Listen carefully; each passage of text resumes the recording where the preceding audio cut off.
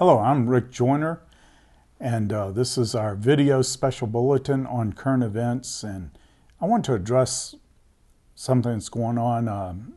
Get asked just before coming here, I was asked, how do I see the economy unfolding for America, and how should we prepare for what's unfolding? And that's certainly a legitimate question. And the last bulletin we talked about swine flu, which many think really is a form of the bird flu, the mutated bird flu, but we talked about that and how to basically be ready for that. But we also, I believe there's some other major crises coming down.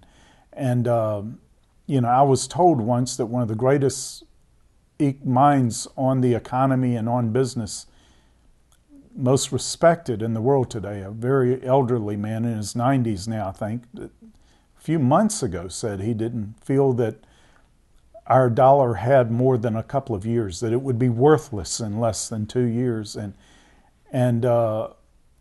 it does seem that that is highly likely, that it is very, very likely that the dollar is going to go to worthlessness.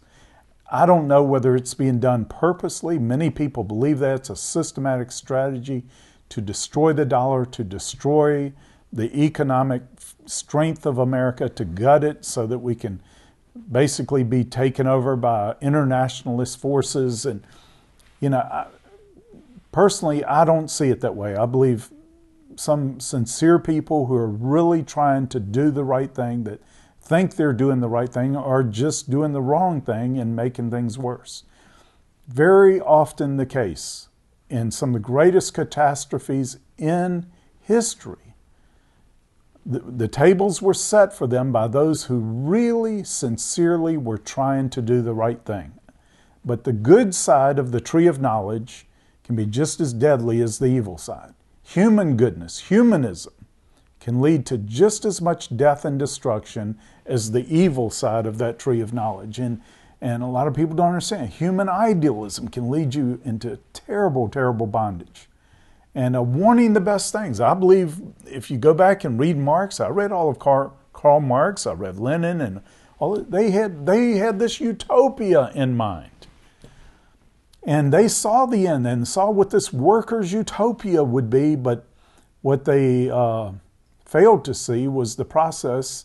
One thing, it could never be done with fallen mankind. They didn't understand the basic nature of man, but they also did not understand this process is going to require you to kill hundreds of millions of people.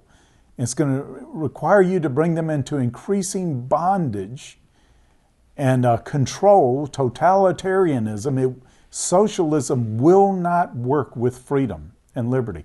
Absolutely will not work. If I had time, I could tell you why. It cannot work with freedom. This socialism will never work that way. The more socialistic we become, the more of our freedoms they have to take, because it won't work without central control. You've got to get control of the people. You cannot allow freedom. Capitalism or free enterprise cannot work without freedom. They are diametrically opposed. If you're going one way or the other, you're going, really in opposite directions. And there's some countries that have gone towards socialism and stopped somewhere along the path. And we look at them and esteem them and honor them. What a great society. Some of those countries, there's a reason why they have the highest suicide rates. There's a reason, the terrible depression on the people subject to depression. I believe many more would be killing themselves if it weren't for the drugs they're having to take. And again, to control the people. I mean, it's a terrible society when you go that way. It's difficult under capitalism. It's, the world is the world, and capitalism is not the New Jerusalem.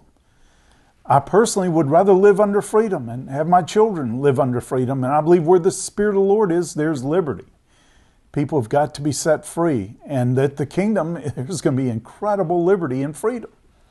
And we need to be fundamentally devoted to that. But let me talk about a couple of other economic issues. That one of them I've addressed before. There's another one that I've not addressed, but I think we need to understand why our dollar doesn't have much more time if we keep going down this path. And first thing is, right now, several months ago, even before we started this major trend and shift to socialism, and that is exactly what we're doing.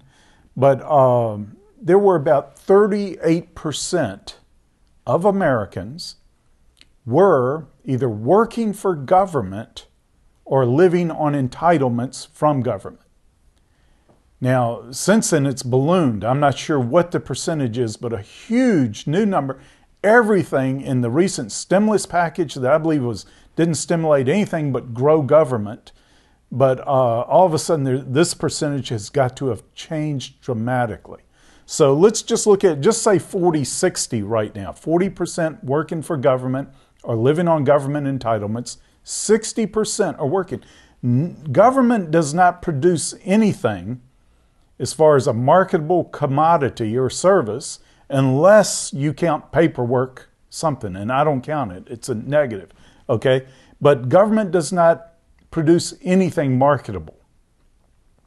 What we have right now is 40% of the people being supported by 60% who are producing something. Something that can be sold, some kind of product or service or something, and these are being taxed to take care of these. This is growing dramatically. We're getting close to a 50-50, where 50% of the people are working for government or on entitlements, and 50% are trying to support them with their taxes. Now, it's getting further and further. It looks like we're on a trend to go on past 50-50, but I mean, no honest economist is going to fail to point out that no country in history has been able to survive that kind of equation. None.